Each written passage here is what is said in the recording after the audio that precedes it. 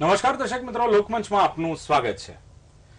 કહેવાય છે કે 2014નું લોકસભાનું જે ઇલેક્શન છે હજુ ઘણી વાર છે, પરંતુ આમ જોવા જઈએ તો જરાય વાર નથી.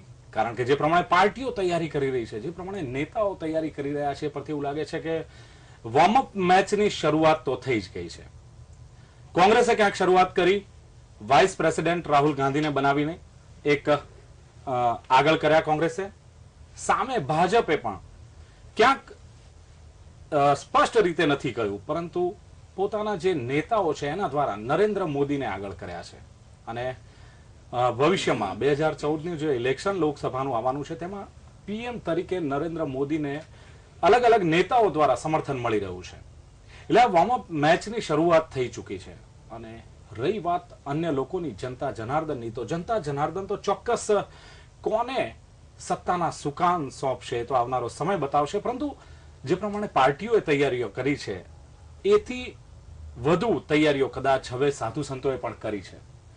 કુંભ મેળાની સાથે સાથે રાજકારણમાં પણ હવે કેવી રીતે ઇન્ટરેસ્ટ લેવો અથવા કયા મુદ્દાને કુંભ મેળા સાથે લઈને ચાલવું એ કદાચ સાધુ સંતોએ નક્કી કરી લીધું છે. અને એથી જ સાધુ સંતોએ નક્કી કર્યું છે કે કુંભ મેળામાં એમના તરફથી એક જાહેરાત કરવામાં આવે કે પીએમ તરીકે નરેન્દ્ર મોદી યોગ્ય છે અથવા મૂકવા જોઈએ, આવું એમનો એક મત છે. તો સવાલ એ થાય કે કેટલું યોગ્ય કે જેમને ધર્મનું સંચાલન કરવાનું છે, જેમને ધર્મની રક્ષા કરવાની છે, એ લોકો હવે એ ડિસાઈડ કરશે કે દેશનું સંચાલન કોણ કરશે, દેશનું સુકાન કોને સોંપવું, પ્રાઇમ મિનિસ્ટર તરીકે કોણ યોગ્ય છે, એ શું આ ધર્મગુરુ અથવા સાધુ સંતો નક્કી કરશે? પ્રજા હેરાન છે, પ્રજા પરેશાન છે. કારણ કે આવું શા માટે?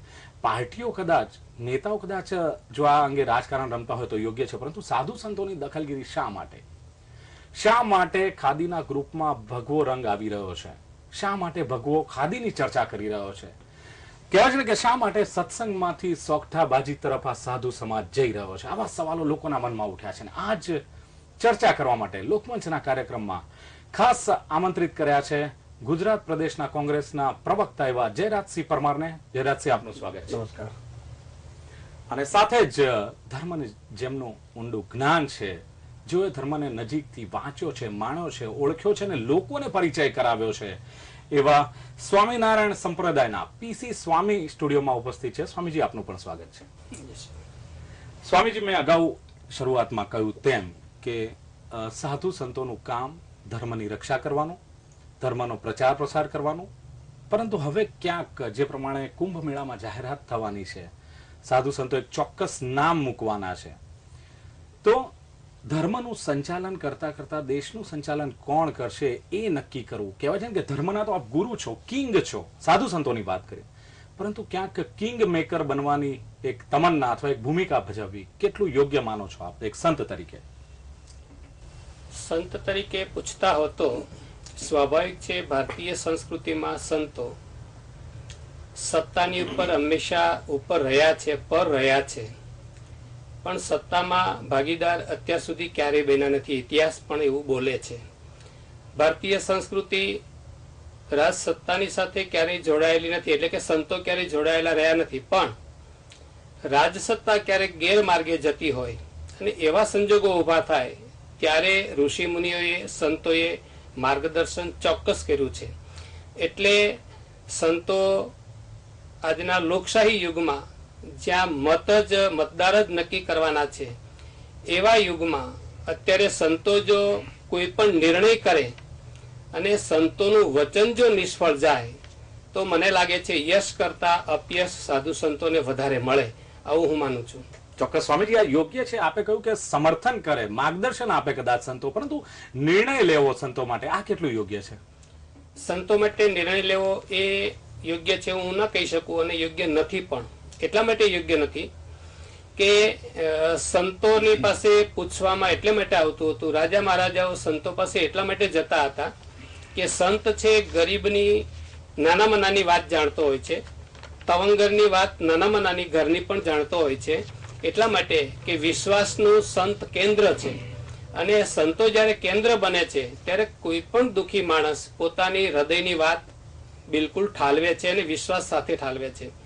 એટલે એવા વિશ્વાસ સાથે ખાઈમાં રહેલો, ગરતામાં રહેલો વ્યક્તિ નાગરિક અને ટોચ ઉપર બેઠેલો નાગરિક, આ બંનેની વાતનું કેલ્ક્યુલેશન કરી અને પછી જ્યારે માર્ગદર્શન કરે છે ત્યારે પ્રજાને ક્યારેય અન્યાય ન થાય એ પરંપરા રહી છે. એટલા માટે સંતોએ જો માર્ગદર્શન કરવું હોય તો પ્રજાની વચ્ચે જે માણસ ગયો હોય, ગરીબના ઝૂંપડાને જે પારખી શક્યો હોય, વ્યક્તિગત દુઃખ કોને કહેવાય એ જેને અનુભવ્યું હોય, એવા સંતો જ્યારે માર્ગદર્શન કરે તો હું માનું છું કે ધર્મને વધારે યશ મળે, નહીતર અન્યથા યશ મળવું મુશ્કેલ છે.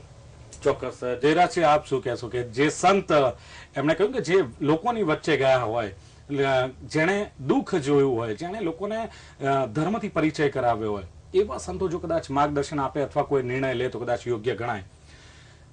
રાજકારણમાં ધર્મની દખલગીરી અને સાધુ સંતોનો નિર્ણય, આપ એક ચોક્કસ પાર્ટી સાથે જોડાયેલા છો, પ્રવક્તા છો, આપ કઈ રીતે જુઓ છો આને? દિલીપભાઈ, ગીતામાં કહ્યું છે કે યદા યદા હિ ધર્મસ્ય ગ્લાનિ ભવતિ ભારત. એટલે સમાજમાં જ્યાં ધર્મની ગ્લાનિ થતી તમને દેખાય ત્યાં અવશ્ય સંતોએ અને હિન્દુ સંસ્કૃતિની જે વાત છે, હિન્દુની જે વ્યાખ્યા છે, એમાં જ્યાં ધર્મની ગ્લાનિ તમને દેખાતી હોય ત્યાં 100% એમનું ઇન્ટરફિયરન્સ હોવું જોઈએ, એમની દખલગીરી હોવી જોઈએ એવું હું માનું છું. પણ અત્યારે જે વાત આપે કરી કે રાજકારણમાં છો અથવા તો સત્તાની વાત આવે, પહેલાનો જમાનો હતો કે રાજાનો દીકરો રાજા થતો, રાજા થવા માટે રાણીના પેટે અવતાર લેવો પડતો હતો. એટલે જે રાજાઓ એમની માતાના ઉદરમાંથી એટલે માતાના પેટમાંથી જન્મતા હતા એ રાજાઓ હવે લોકશાહીમાં પેટીઓથી જન્મે છે. એટલે લોકશાહીમાં સ્પષ્ટ વાત છે કે લોકોનું લોકો દ્વારા લોકો વડે ચાલતું રાજ્ય. એક જમાનો હતો કે એક રાજ મેળવવા માટે ખૂબ લોહીની નદીઓ વહેતી હતી. અસંખ્ય લોકો ઘર બાર વિવાહ થતા, વર્ષો સુધી લડ્યા કરતા અને રાજ બદલાતા હતા. પરિસ્થિતિ બદલાઈ, લોકશાહી આવી. લોકશાહીમાં રક્તનું એક ટીપું પણ ધરતી પર ન પડે અને આખી સરકારો બદલાઈ જાય. આટલી જયારે સુંદર વ્યવસ્થા આપણા દેશમાં અસંખ્ય નામી અનામી સંતો, સાધુઓ, ધર્મનો પ્રચાર કરવા વાળા લોકો થકી જયારે આ દેશમાં એનું સ્થાપના થઈ હોય ત્યારે મને એક વાતની ખબર પડતી નથી કે આ દેશમાં પ્રધાનમંત્રી કોણ હોવું જોઈએ એ આ દેશની 100 કરોડની જનતા કરવાની છે. સંતો તો સમાજને સુધારવાનું કામ કરે, ક્યાંક સમાજની લોકોની ગાડી પાટા પરથી ઉતરી ગઈ હોય, એમની જોડે નોલેજની સત્તા છે, એમની ધર્મ છે, ધર્મ એક આસ્થાનો વિષય છે. એટલે રાજાઓ જોડે પોલિટિકલ પાવર હતો. આજના રાજાઓ એટલે વડાપ્રધાન હોય કે મુખ્યમંત્રી હોય. જે પોલિટિકલ પાવર આપવામાં આવતો હતો એ પોલિટિકલ પાવર જેની માટે છે એમને છે. જેમ કે વૈશ્ય સમાજ હતો તો એમની જોડે ફિનાન્શિયલ પાવર હતો, બ્રાહ્મણો હતા તો એમની જોડે નોલેજ પાવર હતો, ક્ષત્રિયો હતા તો એમની જોડે પોલિટિકલ પાવર હતો. 5000 વર્ષથી આ દેશની સંસ્કૃતિ છે. એ સંસ્કૃતિ 2 પાયા ઉપર રચાયેલી છે. સ્વામીજીના વિચારો સાથે હું બહુ નમન કરું છું, એમને બહુ સારી વાત કરી. આ દેશની આખી સંસ્કૃતિ એક કૃષિ સંસ્કૃતિ છે અને બીજી ઋષિ સંસ્કૃતિ છે. કૃષિ સંસ્કૃતિ એટલે આવડો મોટો 100 કરોડની વસ્તી ધરાવતો દેશ અને એ દેશનું સંચાલન કેવી રીતે કરવું એવી એક ઋષિ સંસ્કૃતિ. જ્યારે ઋષિ સંસ્કૃતિ હોય ત્યારે 100% એના અમે નમન કરીએ છીએ. પણ દરેકને પોતાના જે સોંપેલા કામો છે એટલે કેટલાક સાધુઓ એટલે બધા પરિપ્રેક્ષમાં દરેક સાધુઓ એને લાગુ ન પણ પડી શકે, પણ ધર્મની કેટલાક કોઈક છુપા એજન્ડા સાથે, કોઈ હિડન એજન્ડા સાથે જે આવ્યા છે એ લોકો હરક પદુડા થઈને એમને કોઈ કામ સોંપ્યું નથી. કુંભનો મેળો કઈ આજે ભરાય છે એવું પણ નથી દિલીપભાઈ, વર્ષોથી છે, બહુ આસ્થાની સાથે છે. તમે જાણો છો સોનિયા ગાંધી, રાહુલજી પણ ગંગા નદીમાં, પવિત્ર નદીમાં ડૂબકી મારવા જવાના છે. એજન્ડાની વાત કરી, ચોક્કસ કયા એજન્ડા આની પાછળ કામ કરી રહ્યા છે, જેથી આપે કહ્યું ને એક ચોક્કસ સમૂહ આની પાછળ કામ કરી રહ્યો, કયા એજન્ડા? 100% એટલા માટે કે આ દેશમાં વાજપેયીજી વડાપ્રધાન હતા. વાજપેયીજીએ પોતે કોઈ બ્રાન્ડ એમની પ્રચાર કરવાની જરૂર નહોતી. એક ઉદાર મતવાદી ચહેરો હતો જે દેશની તમામ ધર્મ, કોમ, સંપ્રદાય બધાને ખપતો હતો. પણ કેટલાક કટ્ટરવાદી તત્વો ને આ વાજપેયીજીનો ઉદાર મતવાદી ચહેરો ખપતો નહોતો. અડવાણીજીને પસંદ કર્યા, પણ એ નાગપુરને પસંદ નહોતું. એટલા માટે પસંદ નહોતું કે છેલ્લે એમને જોયું કે આ દેશ પર શાસન કરવું છે તો માત્ર કોઈ ધાર્મિક એજન્ડા સાથે કે કોઈ ચોક્કસ ધર્મની સાથે જોડાઈને રાજ નહીં થઈ શકે. એટલા માટે જ પાકિસ્તાનમાં જઈને ઝીણાજીની કબર ઉપર માથું ટેકવ્યા હતા. એ વાત કટ્ટરવાદી લોકોને પણ પસંદ નહોતી. હિન્દુ ધર્મની સંસ્કૃતિ એ કોઈ એક વિચારધારા, હિન્દુ ધર્મ આખી વિચારધારા છે. હિન્દુ ધર્મ કોઈ જન્મે હિન્દુ હોઈ શકે, સારી વાત છે, પણ કોઈ જન્મે ઈસાઈ હોય, જન્મે મુસ્લિમ હોય કે જન્મે ખ્રિસ્તી હોય, પણ જો હિન્દુ વિચારધારા એનો બહુ બ્રોડ વિચાર છે, બહુ ઊંડું ગહન કરો તો બહુ વિદ્વાન છે સ્વામી સાહેબ. મેં તો બહુ એમને સાંભળ્યા પણ છે, એમના માટે ખૂબ મને માન પણ છે, અને એમને જે વાત કરી એ શીખવાનું મન થાય એવી છે. એટલે હિન્દુની જે વ્યાખ્યા છે એ વ્યાખ્યાયિત ખોટી રીતે કરવામાં આવે છે. જરાસિંહ, આપે ઋષિ ધર્મ અને કૃષિ ધર્મની વાત કરી. અત્યારે જે પ્રમાણે આ ઋષિઓ અથવા જે ધર્મગુરુઓ જે નિર્ણય લઈ રહ્યા છે એને પણ આપણે શું ઋષિ ધર્મ કહીશું? કારણ કે આપણે કહ્યું કે દેશનું સંચાલન કઈ રીતે થાય એ પણ વર્ષો પહેલા પણ ધર્મગુરુઓ કરતા હતા. તો આને કઈ રીતે જોઈશું? આપના મુદ્દા ઉપર આવું છું કે આ ચોક્કસ હિડન એજન્ડા છે કે એક કોમવાદી ચહેરો જે એમની મનોવાંછા પૂર્ણ કરી શકે એવો આખા દેશમાં શોધતા જે ભૂતકાળના ઘટનાઓ અને પ્રસંગો બન્યા છે એના ઉપરથી એમને એ તારણ ઉપર આવ્યા છે કે આમાં અમારા પોતાના પોલિટિકલ એજન્ડામાં ધર્મનો એજન્ડા નહીં, દરેકને પોતાના ધર્મો આસ્થા હોય છે. તમે વાત જાણો, તમે ગ્રામોદ્યોગમાંથી ઝેર ખરીદ્યું હોય તો એ પવિત્ર ન હોઈ શકે. મહાત્મા ગાંધી રેટીઓ કાઢતા હતા તો રેટીઓ કાઢવાની તકલીફ છે, એનાથી કોઈનું ખૂન કરો તો ખૂન પવિત્ર ન ગણી શકાય. એમ બજરંગ દળની કોઈ પ્રવૃત્તિ કરતું હોય તો હનુમાનજીની કલ્પના ખોટી પડે, તો મારું સ્પષ્ટ માનવું છે. અને કટ્ટર ધાર્મિક મુસ્લિમ હોય તો એ પૈગંબર સાહેબનું પણ ચિત્ર દોરે તો ખોટું પડે. એટલે જે આવા પવિત્ર માણસોને બની બેઠેલા જે લોકો છે કે જેમને ધર્મ સાથે લેવા દેવા નથી, જેમને પ્રજા જીવન સાથે લેવા દેવા નથી, એવા લોકો આવા સજ્જન માણસોને સંગ થકી, એટલે તો કોઈએ કહ્યું હતું કે પહેલા જમાનામાં જયારે ગાંધીજીનો જમાનો હતો ત્યારે એવું કહેવાતું એમ કે ખાદી પહેરવાવાળા દારૂ પીવા મળ્યા છે. ત્યારે ગાંધીજીએ કીધું હતું કે એવું નહીં થાય, પણ દારૂ પીવાવાળા લોકોએ ખાદી પહેરી લીધી છે. દાદા ધર્માધિકારીની પુસ્તકમાં જો એમાં કહેવામાં આવ્યું છે કે ખાદીવાળા દારૂ પીવા નથી મળ્યા, પણ દારૂ પીવાવાળા લોકોએ ખાદી પહેરી લીધી છે, એટલે ખાદી બદનામ થાય છે. એમ ધર્મનો પ્રચાર કરવા વાળા આવા નિષ્ઠાવાન સાધુઓ જે પ્રાતઃ સ્મરણીય હોય એ આજે પણ વંદનીય છે. હજુ એ વાત સ્પષ્ટ નથી કયો એજન્ડા આની પાછળ કામ કર્યું? કોમવાદી એજન્ડા, જે એજન્ડા થકી એક વખત અખતરો કરેલો અને સ્વર્ગસ્થ રાજીવ ગાંધીએ રામ જન્મભૂમિ વખતે એના તાળા ખોલેલા આજે પણ. એટલે ચોક્કસ આ જે સાધુ સંત છે જે કુંભ મેળામાં ભેગા થવાના છે એ કોમવાદી જે પરિબળ છે તેને જે કોઈ જાહેરાત કરવાના છે એ કોમવાદી તત્વોને પ્રોત્સાહન આપે છે એવું આપનું કેવું છે? ચોક્કસ મારું માનવું છે. એટલા માટે કે કાલે એક અધ્યક્ષાનંદી સ્વામી કરીને કોઈનું સ્ટેટમેન્ટ આવ્યું હતું, કોઈ ધર્મગુરુનું, કે આ મંચ એ રાજકીય ચર્ચા કરવા માટેનું મંચ નથી. બીજી જ મિનિટે એમના અધ્યક્ષનું સ્ટેટમેન્ટ આવ્યું રાજનાથસિંહનું કે મહેરબાની કરીને આ વડાપ્રધાનની ચર્ચા અહીંથી બંધ કરવામાં આવે. હું એકવાર સૂચના આપું છું, બીજી વાર સૂચના નહીં આપું. એ વાતનું વતેસર થતું લાગ્યું એમને.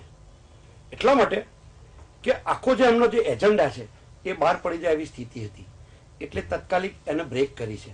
છતાં પણ સ્વપ્નો જોવાનો તો બધાને અધિકાર છે, અને દિવસે પણ સપનો જોવે તો એમાં તો રોકી ન શકાય. પણ એ સ્વપ્ન ભંગ અમે નથી કરવાના, એમની જ પાર્ટીના એનડીએના જ સાથીદારો થકી જ એમનો સ્વપ્ન ભંગ થવાનો. ચોક્કસ આશા રાખીએ કે દૂધનું દૂધ ને પાણીનું પાણી થાય. સ્વામીજી, શું કેવું છે? ચોક્કસ એજન્ડા આની પાછળ કામ કરી રહ્યો છે, અને કુંભમાં મેળામાં આ રાજકારણ કરવું ને એમણે એક આક્ષેપ પણ એવો કર્યો કે ચોક્કસ કોમવાદી એક પરિબળ અથવા એક સમર્થન હોય અને એના થકી કદાચ આ નિર્ણયો લેવાઈ રહ્યા છે. આપ શું માનો છો? ધર્મના માધ્યમથી જ્યારે કોઈ નિર્ણય લેવાનો હોય ત્યારે કોઈની ભાવનાઓને ઠેસ પહોંચે એ યોગ્ય નથી. જેમ કે કુંભ મેળો છે, સમગ્ર ભારતના સાધુ સંતો, ધાર્મિક લોકો ત્યાં ઉપસ્થિત રહેવાના છે, જેમાં ભાજપ પણ હોઈ શકે, કોંગ્રેસ પણ હોઈ શકે, તમામ પાર્ટીઓના લોકો ત્યાં ધાર્મિક જ છે. કુંભ મેળામાં જે લોકો આવ્યા છે બધા જ ધાર્મિક છે, અને એવા સંજોગોમાં જો કુંભ મેળાના નામે સંતો નિર્ણય કરીને જો આપે તો હું માનું છું કે નિર્ણય ક્યારેક હાસ્યાસ્પદ ન બને એનું ધ્યાન રાખવું સંતોને ખૂબ જરૂરી છે. સંતો નિર્ણય આપે, અવશ્ય આપે. કોના માટે નિર્ણય આપે? તો યોગ્ય વ્યક્તિ માટે આપે તો ઉચિત છે, એટલા માટે કે કદાચ આવનારા ભારતને માટે, આવનારું ભવિષ્ય જે છે ભારતનું, એ ભવિષ્યને ઉજાગર કરવા માટેનો જો કોઈ નિર્ણય હોય તો માની લઈએ કે આ યોગ્ય છે. પણ જ્યારે ધાર્મિક પવિત્ર સ્થાનનો જ્યારે ઉપયોગ થતો હોય, જ્યાં પવિત્ર લોકો જ્યાં ભેગા થયા હોય અને એ જ્યારે નિર્ણય આપે અને જો પવિત્રતા ભંગ સત્તામાં આવ્યા પછી થાય તો મને લાગે છે કે સંતોની ક્રેડિટમાં ઘટાડો થાય, વધારો ન થાય. એટલે અત્યારે કુંભ મેળામાં જો નિર્ણય કરવાનો આવતો હોય તો હું માનું છું આશીર્વાદ અવશ્ય આપો. આશીર્વાદ ફળે જ છે અને આશીર્વાદ એ જ મુખ્ય બાબત છે. પણ પદ માટે ઘોષણા કરવી એ સંતોને માટે થોડીક ઉતાવળ અવશ્ય કહેવાય. પણ સ્વામી, આશીર્વાદમાં પણ એ વસ્તુ તો આવે જ છે ને કે તમે આટલા સુખી થાઓ, કે આ પદ પ્રાપ્ત કરો, કે આટલું ધન મેળવો, એવા આશીર્વાદ તો હોય. આ એક પ્રકારના આશીર્વાદ જ થાય કે તમે પીએમ પદ પ્રાપ્ત કરો. આયુષ્યમાન ભવ એનો અર્થ રોગી રહો એવું નથી. તંદુરસ્તી પણ હોઈ શકે, પછી પદ પણ હોઈ શકે અને અન્ય પણ યશસ્વી પણ બની શકે. એટલે આયુષ્યમાન ભવ અથવા તો યશસ્વી ભવ કહી શકાય છે, જેમાં બધું આવી જાય. સંપત્તિ આવી જાય છે, આરોગ્ય આવી જાય છે, સત્તા પણ આવી જાય છે. પણ વ્યક્તિગત કોઈ જો નામ જાહેર કરવામાં આવે તો હું એટલા માટે વ્યક્તિગત મંતવ્ય રજૂ કરું છું કે વ્યક્તિગત નામ કોઈનું ઘોષિત કરવાથી પરિણામ એ આવે છે કે વિચારધારા મોટી કે વ્યક્તિ મોટા. જેમ કે અટલ બિહારી વાજપેયી વખતે કોઈ નામની ઘોષણા નહોતી કરવામાં આવી અને અત્યારે જો નામની ઘોષણા કરવામાં આવી રહી છે એનો અર્થ એ થાય છે કે વ્યક્તિ મહાન છે, પાર્ટી ગૌણ છે. એટલે ક્યાંક આવો સંદેશો જો પ્રજામાં જાય તો એના કારણે પાર્ટીને નુકસાન જતું હોય, વ્યક્તિને નુકસાન જતું હોય, એના કરતા સંતો એવા નિર્ણયો પર આવે કે ભાઈ અમારો અધિકાર આશીર્વાદ આપવાનો છે અને અમે અવશ્ય આશીર્વાદ આપીએ છીએ.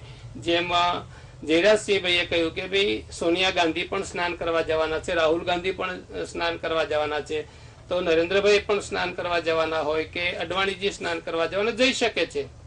એક ભક્તની વ્યાખ્યામાં આવે છે. આ બધા જ જઈ શકે છે. ચલો, ભાજપ વાળા, કોંગ્રેસ વાળા તમામ નેતાઓ જઈ શકે, પરંતુ કેન્દ્ર સ્થાને અત્યારે સાધુ સમાજ છે, સાધુ સંત સમાજ છે. આપે કહ્યું કે જયારે અટલ બિહારી વાજપેયી વખતે કદાચ કોઈને નામ જાહેર કરવાની જરૂર નથી, પણ ચર્ચા એવી પણ છે કે એ વખતે જે ખાદીનો મોહ ભગવાધારીને હતો એ નહોતો. અત્યારે કદાચ બંનેને સાથે બેસવું છે, ભગવાને પણ ખાદીની પડખે બેસવું છે, એટલે કદાચ આ નામ એવું થઈ શકે. હમણાં જેમ મેં કહ્યું કે ભાઈ એસી માં બેસનારને ઝૂંપડાનું જ્ઞાન નથી, તો એના કારણે એસી નો નિર્ણય એસી જેવો જ હોઈ શકે.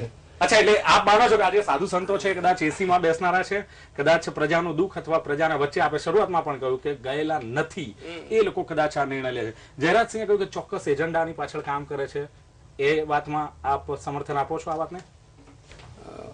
કુંભ મેળાને જો લક્ષ્ય કરીને વાત કરવામાં આવતી હોય તો બૌદ્ધિક લોકો એવું ચોક્કસ વિચારે કે આ એજન્ડાની પાછળ કોઈક રાજકારણ કામ કરે છે. આવું માનવાને કારણ સહેજે ઊભું થાય છે. પણ એ રાજકારણનું રૂપ ન આપે અને સંતોની અનેક રાવટીઓ છે, ત્યાં હજારોની સંખ્યામાં રાવટીઓ છે, અનેક રાવટીઓમાં જઈને આશીર્વાદ લઈ શકે છે, તો સ્વયંભૂ એજન્ડા પણ બની જાય છે અને કુંભ મેળાની મર્યાદા પણ જળવાઈ શકે છે. એટલે સંતોની મર્યાદા જળવાય એ ખૂબ જ અગત્યનું છે. આવનારા દિવસો જેમ એક મુદ્દાને કારણે હિન્દુ સમાજે ખૂબ જ આગળ ધર્યો અને સરવાળે મોહભંગ થયો, એવો ફરી મોહભંગ ન થાય એના માટે જરૂરી છે કે એજન્ડા કરતા આશીર્વાદ વધારે ઉપયોગી થશે. ચોક્કસ સ્વામીજી કહેવાય છે ને કે ધર્મ નિષ્પક્ષ સારો. જો ધર્મ રાજ્યાશ્રય બનશે તો કદાચ ધર્મની આક્રમકતા અથવા એની અસર પણ ઓછી થશે અને કદાચ આપ કહી રહ્યા છો એ પ્રમાણે જો આવું થશે તો કદાચ આ પણ બનશે કે સાધુ સંતોની પણ જે માન છે, મર્યાદા છે, એ ચોક્કસ કરશે.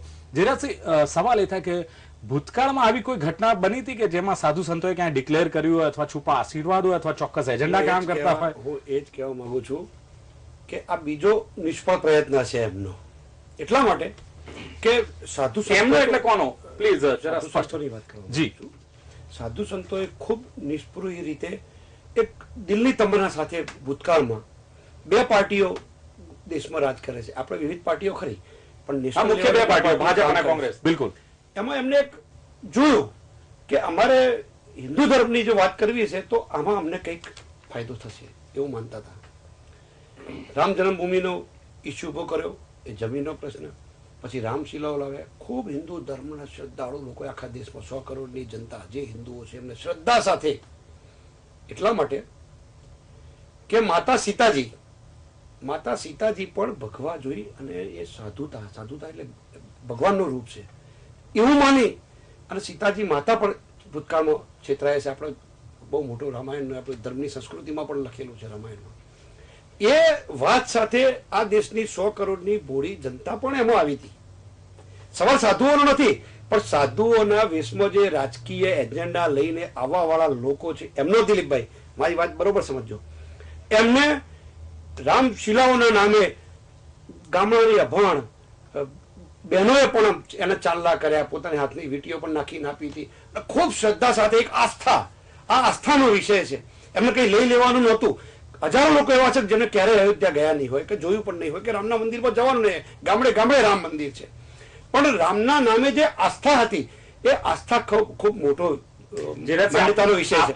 પણ એની સાથે જ્યારે સત્તામાં આવ્યા ત્યારે એનડીએ, હું આપના વાત પર એક સેકન્ડમાં આવી જાઉં, એમને જયારે સત્તામાં આવ્યા ત્યારે એનડીએ નું શાસન હતું, Bharatiya Janata party single largest party. મુદ્દો સાધુ સંતોનો છે. હું આપને પૂછું છું કે કોંગ્રેસને ભૂતકાળમાં આવું સમર્થન ક્યારે નથી મળ્યું કોઈ ધર્મગુરુઓનું? એ જ વાત કરું છું કે જે સાધુ સંતોએ રાજીવ ગાંધીને વિનંતી કરી કે અહીંયા રામ જન્મભૂમિ છે, રામનો જન્મ અહીંયા થયો હતો, અને એ જગ્યાના તાળા રાજીવ ગાંધીએ ખોલ્યા હતા, જે વર્ષોથી સુધી તાળા બંધ હતા જાપાના, એ ખોલ્યા હતા. એ આજે ઇતિહાસ એની સાક્ષી પૂરે છે. પણ પછી સાધુ સંતોએ બહુ નિર્દોષ ભાવે ભારતીય જનતા પાર્ટીમાં જે ટેકો આપ્યો હતો એ રામ જન્મભૂમિનો હોય, રામ મંદિર હોય कि कसम राम की खाते हैं मंदिर वही बनाएंगे, कसम राम की खाते हैं मंदिर कहीं बनाएंगे, પછી કે कसम राम की खाते हैं तारीख तो हम नहीं बताएंगे. કોંગ્રેસ આવી બધી વાતો કોંગ્રેસ ભગવાનનો સહારો લે છે કે કેમ? કોંગ્રેસ ધર્મગુરુઓનો સહારો લે છે કે કેમ? એ સવાલ છે. ભૂતકાળમાં લીધો હતો કોંગ્રેસ બિલકુલ બિન સાંપ્રદાયિકતાની વિચારસરણી ધરાવતો. હું એ કહું છું કે કોંગ્રેસ ધર્મગુરુઓનો કે આ ભગવાનનો સહારો લે છે કે કેમ? ભગવાનનો સહારો રાજનીતિ ચલાવવા માટે નથી લેતા. જ્યારે પણ એમને એમ લાગે કે અમારે આદેશની જરૂર છે કે અમારે એની જાણકારી જરૂર છે તો 100% અમે જઈએ. અમે સવારે હિન્દુ છીએ, અમે સવારે ઉઠીને મંદિરમાં જઈએ છીએ. પણ ભૂતકાળમાં કોંગ્રેસ માટે પણ કેટલાક નથી કર્યો. જરાસી ભૂતકાળમાં કોંગ્રેસ માટે પણ કેટલાક મઠના જે પેલા શંકરાચાર્ય છે એમણે પણ સમર્થન આપેલું છે. ભૂતકાળમાં જે દિલ્હીના જે બુખારી છે એમણે પણ કોંગ્રેસને સમર્થન આપ્યું છે. એ વખતે તો ચોક્કસ એ જ વાત એવું આપણે કહેવા માંગુ. એટલે એ વખતે પણ ચોક્કસ એજન્ડા કામ કરતો હતો આની પાછળ. એજન્ડા પણ અમે તો એવું તો કોઈ મૌલવી કાલે નક્કી કરશે, પ્રાઇમ મિનિસ્ટર ઉમેદવાર કોઈક મૌલવી કોઈક બીજાનું નામ આપશે, ચર્ચમાં કોઈક પાદરી કોઈક ત્રીજા પ્રાઇમ મિનિસ્ટરનું નામ આપશે. લોકશાહીમાં હોઈ શકે ખરું? આ છે જ ને. લોકશાહીમાં લોકોનું લોકો માટે લોકો વડે ચાલતું રાજ્ય છે એવું ક્યારે લખ્યું નથી. સ્વાતંત્ર્યનો વાણી સ્વાતંત્ર્ય ખરું નહીં લોકશાહી? લોકશાહીમાં વાણી સ્વાતંત્ર્ય છે. જે બાબા સાહેબ આંબેડકરે લખેલા બંધારણમાં ક્યાંય આપણે પૂછ્યું લોકશાહીમાં વાણી સ્વાતંત્ર્ય છે? વાણી સ્વાતંત્ર્ય છે. વાણી સ્વાતંત્ર્યની જ વાત કરું છું. બંધારણમાં ક્યાંય એવું નથી લખ્યું કે સંતો દ્વારા, સંતો વડે, પાદરીઓ દ્વારા કે પાદરીઓ વડે નહીં, પણ એ રાજ્ય લોકોનું, લોકો માટે લોકો વડે ચાલતું સંતો, રાજ્ય. પાદરીઓ કે મૌલવીઓ લોકોમાં આવ્યા કે કેમ?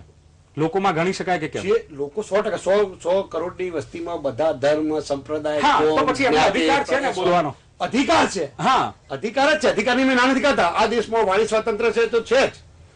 આ દેશ દુનિયાની મોટામાં મોટી લોકશાહી છે દિલીપભાઈ.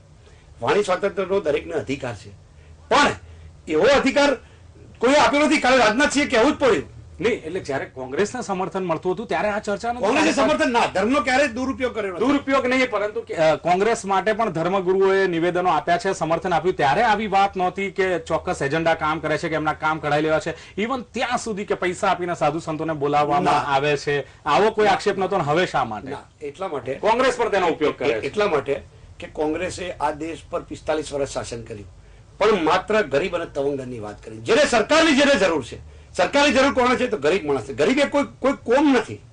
જે વ્યક્તિ ગરીબ છે એની કોઈ કોમ ના હોઈ શકે. તો ગરીબની વાત કરીને કોંગ્રેસે 45 વર્ષ સુધી આ દેશ પર શાસન કર્યું. 1989માં કેટલાક લોકોના પેટમાં તેલ રેડાયું, નક્કી કર્યું કે કોંગ્રેસે સમાજને બે ભાગમાં વહેંચ્યો છે, ગરીબ અને તવંગર. પણ જો આ દેશ પર શાસન કરવું છે તો ગરીબની તવંગરની વાત કરીને આપણે શાસન નહીં કરી શકીએ.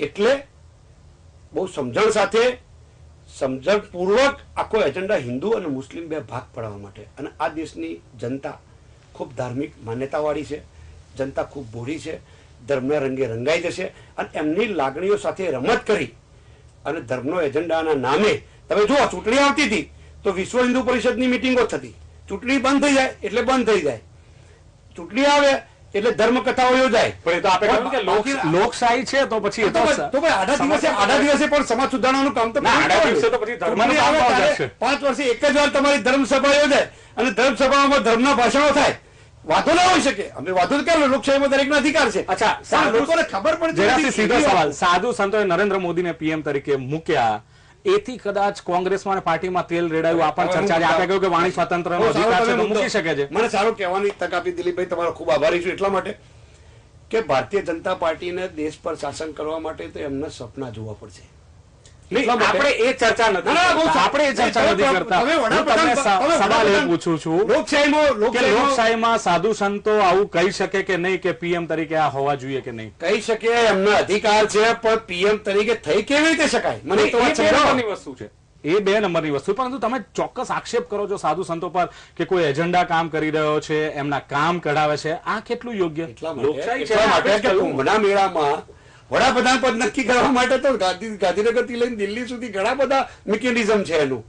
એમની પાર્ટી છે, એમના દેશના પ્રમુખ રાજનાથસિંહે કહ્યું છે. આપની વાત સાચી.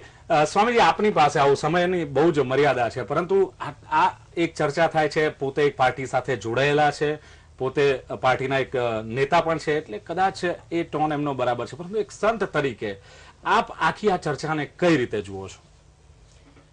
આ ચર્ચાને એટલું ચોક્કસ કહી શકું કે જેમ આઝાદી વખતે મહાત્મા ગાંધી, સરદાર પટેલ નું નામ ગૌરવથી લઈ શકીએ, એમ આ ચર્ચાની અંદર કદાચ સંતોને માધ્યમ કરી કેન્દ્ર બિંદુમાં કોઈ વ્યક્તિનું ગુજરાતી પ્રાઇમ મિનિસ્ટર બનતા હોય અને જો એમાં નામ ચર્ચામાં આવતું હોય તો ગુજરાતી તરીકે અવશ્ય ગૌરવ લઈ શકાય. અને એક હિન્દુ તરીકે કે ભારતીય તરીકે શું કહેશો? અને હિન્દુ અને ભારતીય તરીકે એટલું ચોક્કસ કહીશ કે સંપૂર્ણતયા એ ધાર્મિક ભારતીય સંસ્કૃતિથી રંગાયેલા હોય કે જેમાં કોઈ પણ ધર્મને અન્યાય ન થાય, કોઈ પણ સંપ્રદાયને અન્યાય ન થાય. અને એ રીતે આ દેશના વડાપ્રધાન કોઈ પણ બને તો એની અંદર હંમેશા સંતો ન્યાયના ત્રાજવે જ ચાલતા હોય છે. સંતને ત્યાં અન્યાય ક્યારે હોય જ ન શકે. એટલા માટે સંતો હંમેશા જ્યારે પણ સપોર્ટર બન્યા છે, જ્યારે પણ આજે યા ઇતિહાસમાં યા પુરાણ કાળમાં એટલે કે લાખો વર્ષ પહેલા પણ સંતોની ભૂમિકા સત્તાની સાથે રહી છે. હાથ પણ હંમેશા ઉપર રહ્યો છે.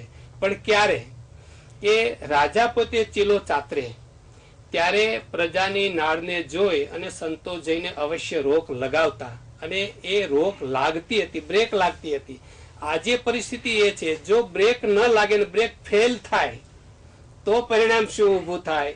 એના માટે અવશ્ય વિચારપૂર્વક એટલું ચોક્કસ કહીએ કે ભાઈ ગુજરાતનું ગૌરવ જો હણાતું ન હોય અને ગૌરવ વધતું હોય તો એમાં સ્વાભાવિક છે કે ગુજરાતી તરીકે સૂર હોઈ શકે, સંત તરીકે. પણ મેં જેમ કહ્યું કે જેમ રાજા મહારાજાઓની ઉપર જે બ્રેક હતી, જેની પાસે સેના નહોતી, સત્તા નહોતી, નાની ઝૂંપડી ઘાસની હતી ને જંગલમાં રહેતા હતા, છતાં રાજ દરબારમાં જઈને ઉભા રહે અને કહે કે પ્રજા આ બાબતે તમારાથી નારાજ છે, એટલે ત્યાંથી એને પાછું વળવું પડતું અને વળી જતા હતા. એટલે સંતોની ભૂમિકા ક્યારે છે ખરેખર કે જ્યારે સત્તામાં જ્યારે બેઠેલો વ્યક્તિ પગથિયા ચૂકે ત્યારે એને પગથિયા બતાવવા, રાહ બતાવી એ સંતોનું કામ છે એવું હું માનું છું. ચોક્કસ. દર્શક તો કદાચ જે સ્વામીજીએ કહ્યું કે કદાચ વ્યક્તિ રાહ ચૂકે અથવા પગથિયું ચૂકે ત્યારે સંત એને રસ્તો બતાવતો હોય છે, પગથિયા બતાવતો હોય છે. પરંતુ એ તો દેખાય છે કે સંતો સીધી મંજિલ જ બતાવી રહ્યા છે. અને જે પ્રમાણે સ્વામીજીએ કહ્યું કે ચોક્કસ બતાવી શકે છે, પરંતુ યોગ્ય વ્યક્તિ હોય અને જો કદાચ યોગ્ય સંચાલન કરતો હોય અને સંતોનું અપમાન ન થતું. એમણે કહ્યું કે જ્યારે સંતો ચાહે ત્યારે બ્રેક લગામ ખેંચી શકે છે, પરંતુ એ બ્રેક ફેલ ન થવી જોઈએ, એ સંતોએ ધ્યાન રાખવાનું છે. અને જયરાજસિંહે પણ કહ્યું કે જો સંતો ધર્મની રક્ષા કરતા હોય અને માર્ગદર્શન આપવાનું એમનું કામ હોય પરંતુ એની પાછળ કયા એજન્ડા કામ કરી રહ્યા છે એ પણ લોકોએ જોવાનું છે. એટલે એક વાત ચોક્કસ કહી શકાય કે સંતો પણ હવે નિવેદન આપવા માંડ્યા છે, નિર્ણયો લેવા માંડ્યા છે. ત્યારે હવે આ જે જનતા જનાર્દન છે, 2014 લોકસભાની ઇલેક્શનની આ તૈયારી છે. ભલે વાત સાધુ સંતોની છે, પરંતુ એની પાછળ ઇલેક્શન છે મિત્રો. એટલે જનતાએ આ બધું ઓળખવાનું છે અને આ જ ચર્ચા કરીને જનતા સમક્ષ એક ચોખ્ખી વાત, એક સ્પષ્ટ ચિત્ર રજૂ કરવાનો એક આ લોકમંચના કાર્યક્રમમાં પ્રયાસ હતો. અને એ બદલ સ્વામીજી અને જયરાજસિંહજી આપ ઉપસ્થિત રહ્યા, એ બદલ આપનો ખૂબ ખૂબ આભાર. તો દર્શક મિત્રો, આથી આજની ચર્ચા ફરી મળીશું લોકમંચના કાર્યક્રમમાં એક નવા વિષય સાથે. ત્યાં સુધી રજા આપશો. નમસ્કાર.